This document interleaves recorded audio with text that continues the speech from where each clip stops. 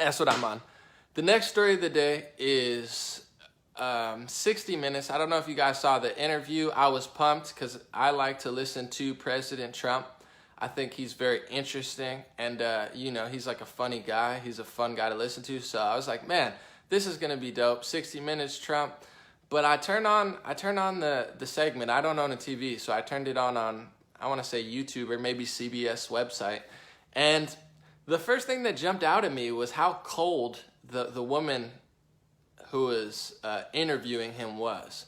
She's very, very cold, like very cold soul. Her eyes look like blue Arctic glaciers, and it just she had the vibes of like she had 27 cats that were all very negative cats as well. It's like she's a cat lady, but her cats weren't even nice. Like that's just the vibe I get. I'm not trying to be mean, folks, but that's just how I felt when I watched. I was like, man, this woman is nasty. And this 60 Minutes interview really highlights to me where people get me misconstrued. We need to criticize the president. We need to do journalism against the president. We need to hold him accountable. But the reason that I even do what I do is because the mainstream media doesn't do that. Women like this, they're just so negative and nasty. They're not doing good journalism. They're not asking them about the tough questions and the wars and, all of the internal things that have been sketchy about the United States for decades that continue to exist. She didn't ask him about any of that. So that's my big beef with the mainstream journalist is like the best anti-Trump journalism isn't coming from the mainstream media. To be honest, it's coming from alternative media, and alternative media like Anti-Media and Free Thought Project, which I believe, Free Thought Project was pretty anti-Trump. I actually disagreed with them, but they don't have a Facebook or Twitter anymore. So it's like the mainstream media tries to delete all of alternative media who criticizes Trump properly out of existence, but then they just they do such a bad job. It was like bad vibes the whole time. This is why TV's failing. This is why the Connors are gonna fail, because they took out Roseanne. Who wants to watch Roseanne without Roseanne? I mean, that's like buying a box of cereal just for the cardboard. Like, oh, there's no cereal in here, but that's okay. I just got it for the cardboard box. Nobody wants to watch the Connors. Give me a break. But the TV's failing because they got such cold, negative, nasty vibes. And this woman, out the gate, she's just hating hard. Like, not even questioning Trump with good journalism, just hate. And, like, Trump is, like, trying to have a conversation saying the media is negative. And she talked about Russia. I know the one part where she was like, do you think Russia meddled in the election? And to be real, if you look at all the Russian meddling of all the Russian companies that were meddling, they did anti-Trump marches that literally Michael Moore attended. They did anti-Muslim marches in Texas. They were doing all sides, just kind of trying to skew everyone up, basically doing what the media does. They weren't helping him. They were just, sowing chaos, and even the media admitted that. But she talks about that, and Trump says, well, I think that they did meddle a little bit, but I also think that China meddled. And she was like, oh, that's deflection. And Trump's like, no, I'm trying to talk about China, which if you're the media, you could talk about Russia all day. You could try to talk about Trump and Russia collusion, but why are they ignoring the fact that China is not only meddling in our elections, there's Washington Post and CNN mainstream reporting that China actually hacked our financial institutions and that China hacked our Navy, hacked a contractor for the Navy and stole information on how to, build weapons. This is China. This is not a fringe conspiracy, folks. You didn't find this on Alex Jones. You didn't find it on Free Thought Project or right-wing media. I'm strictly reporting right now off of Washington Post and CNN. They forget their own reporting from a year and 2 years ago. They don't want to tell you about this stuff because China's hacking up a storm. They're foul, sir. Foul, referee. That's a hack. He hacked me.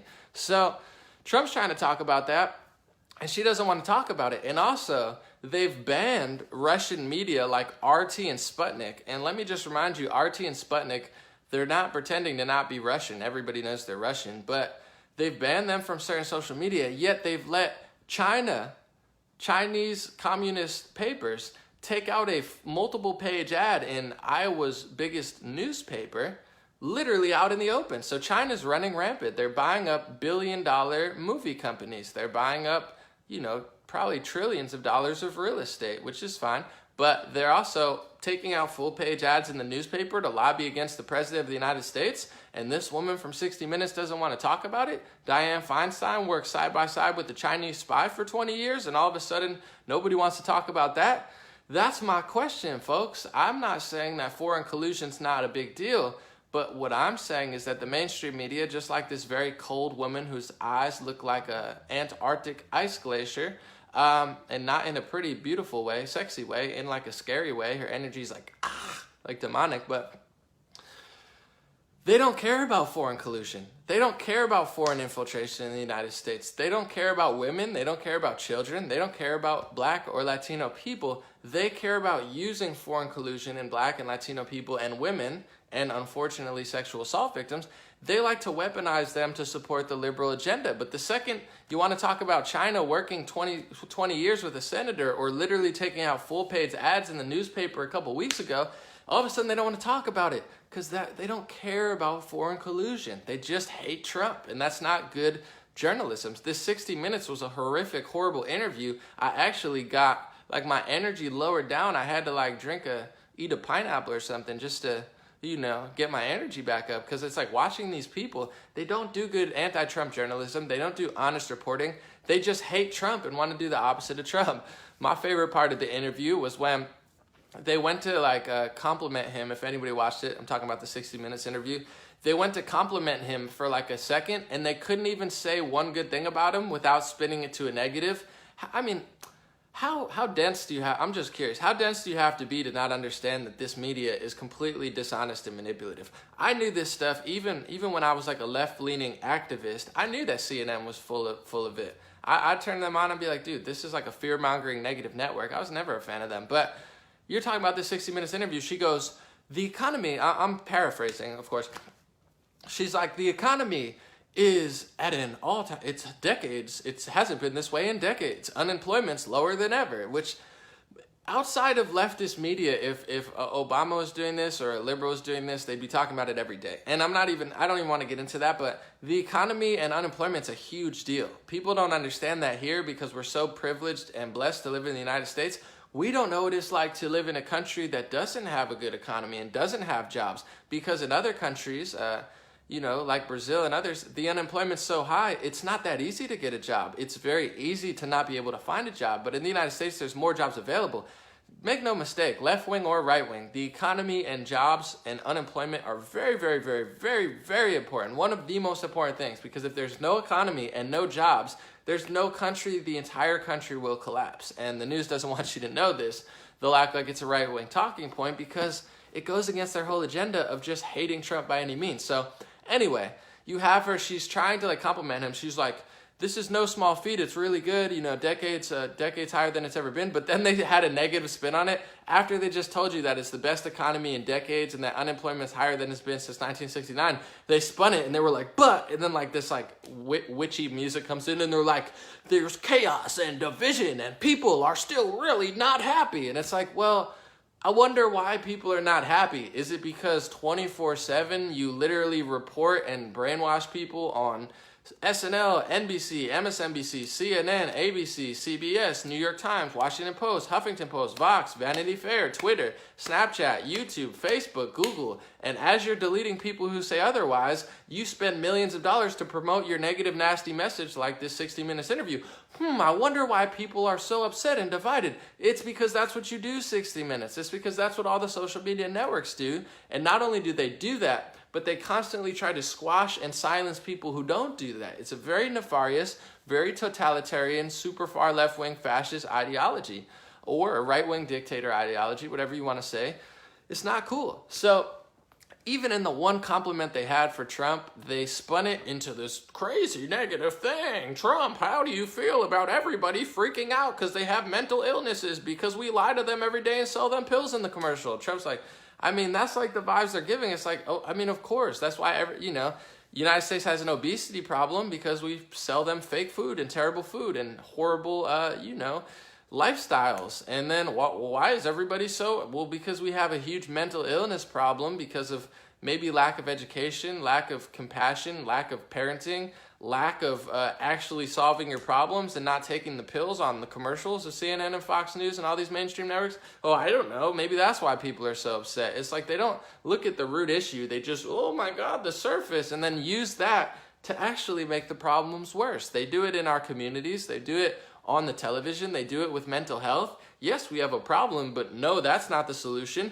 But anomaly, this has to be the solution because I'm screaming loud and calling you labels when you come with facts and logics and evidence and a better argument. Oh, I have to be right because there's a problem. Yeah, we can identify that there's a problem, but no, you're not right because you scream loud and want to attack people and want to fight people and hate people and want to, melt down and call people labels when they don't agree with you. That doesn't make you right. Just because you know there's a problem, that makes you the person that's actually making people fatter and dumber and more drugged out on pharmacy pills and more poor and more likely to grow up in a household that doesn't actually instill values. So then they could ship you off to government school where they could tell you exactly how to think, pop you out, and then you'll vote for their political party who will continuously provide that system. So overall, I thought the 60 Minutes interview was awful. It was cringe-worthy to watch, not because they question Trump, not because they're anti-Trump. It's because the anti-Trumpers have Trump derangement syndrome where they're literally losing their minds, incapable of figuring out left from right, up from down,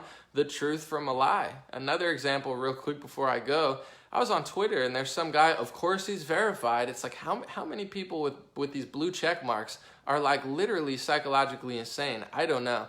But he's like, I was walking down the street with my little kid and somebody bumped into my son and hurt my son and didn't say sorry. This is Trump's America. Okay, buddy, first of all, when you're walking down the street with your son, you're protecting your son. So if somebody bumps into your little kid, it's literally your fault. Because if I'm holding a kid's hand or I'm with a kid and someone bumps into him, it's my fault. I should be able to prevent that from happening. I mean, that's basic self-accountability, which unfortunately the left wing has none. I'm not saying everyone on the right wing is perfect, but the anti-Trump left wing is like zero. They're like, oh, my kid bumped into a guy. Thanks, Donald Trump. It's like, dude, hold your kid's hand and make sure he doesn't, or hold your kid or watch your kid so he doesn't bump into a guy. And just because there's rude people in America that bump in, I hold the door open for people all the time. And they don't say thank you, 20-40% of the time. It's not Donald Trump's fault. It's not Barack Obama's fault. It's not Hillary Clinton's fault. I'm not blaming the Democrats when somebody doesn't say thank you when I hold open a door. I mean, is this the resistance? If this is the resistance, this is why Trump won. This is the type of reporting they do on 60 Minutes. I want to see Trump go head to head with someone on the far left that does like a YouTube channel that maybe doesn't agree with me. But I'd rather see that sort of like anti-resistance than whatever the media does. It's like their presentation of like how they feel is just so low level. And they talked about climate change as well. I want to do a whole debate on that on my Make America Debate Again podcast. If you guys don't know, it's on Apple and Google Play now, Make America Debate Again. Contact me on my website if you'd like to debate. If you don't see eye to eye with me, I'm trying to get all the topics and really have good debates because that's what America needs to do, debate.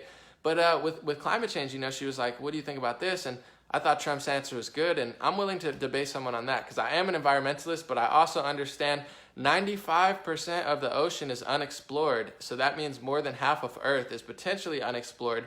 They've recently found out, according to mainstream publications, that there's volcanoes under ice glaciers, and they changed the name from global warming to climate change because it's not warming, the climate is shifting. And of course, when you haven't explored over half the earth, when there's volcanoes that can erupt at any minute and literally destroy glaciers in your sight or destroy the entire planet, I do believe we can do better. We can stop polluting and stop doing plastic. But to think that we control the climate completely, in my personal opinion, is absolutely foolish. And I don't think it's remotely even true. And that's what Trump was saying. And I know that's an unpopular opinion on the left. But unlike other people, I could just talk and propagandize, but I'm willing to debate anyone, have a conversation on that. I'm very into the universe. I'm very skeptical about things like the moon, and I'm very skeptical about things like anybody who has an ego and a complex who they think that they know everything about something that's over half explored. So I'm anti destroying the ocean with plastic. I'm anti-polluting. But a lot of this fear and propaganda around climate change, to be quite frank, is politically charged, and it is to gain control and power over the globe as well as more of your taxpayer dollars. It's just a fact, because even with CO2 and carbon dioxide, planting trees, India planted like 20-30 million trees in 24 hours. We could plant billions of trees and reverse that. you have MIT scientists and Ivy League scientists who have come up with machines that literally suck CO2 out of the air and spits out oxygen. So even if these are major problems facing Earth, as the media is trying to, complain and freak you out about it, you have very genius high-level people who are coming up with solutions and inventions to solve this. So that's why I say, even I know a lot of conservatives here probably don't like Elon Musk because he takes government subsidies, but I say be like an Elon Musk, be somebody that actually changes it. As environmentalists are complaining and crying, there's like an 18-year-old kid or a 16-year-old kid who invented this big machine that actually cleans up plastic out of the ocean. Why is a 16, 17, and 18-year-old outperforming grown adults who cry and complain about this stuff every day? That's why I say, if you're going to do anything, don't be a talker. Don't be a sideline coach. Don't be a critic. That's easy. It's easy to critique Trump. It's easy to critique the Democrats. It's easy to critique Elizabeth Warren, Hillary Clinton, Paul Ryan, whatever, left to right, whatever. What's hard is actually being a part of the solution, being a part of the change, inventing something, running for politics yourself if you want to, starting a media company. And you might realize when you get into the higher levels, you might realize that the same problems that we have on the lower levels are the same problems at the higher levels. So like I always say, folks, we're going to end it.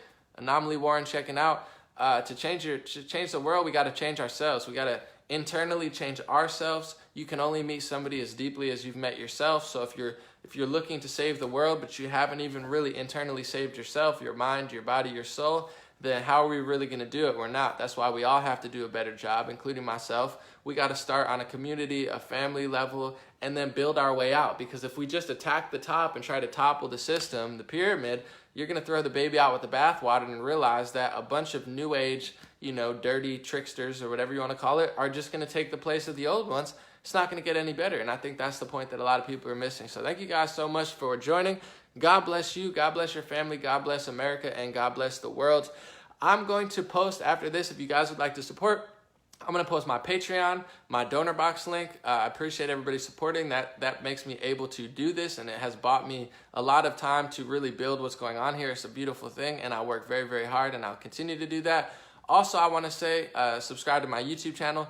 Also, I want to say I'm going to be on Jimmy Church. If you guys know about Jimmy Church, I'm not that familiar with him. I'm going to do my research, but according to some of my friends, he's one of the most legendary independent radio hosts of all time. I gotta really get into that, but I'm gonna be on Jimmy Church's radio show tonight. I think it's 7 p.m.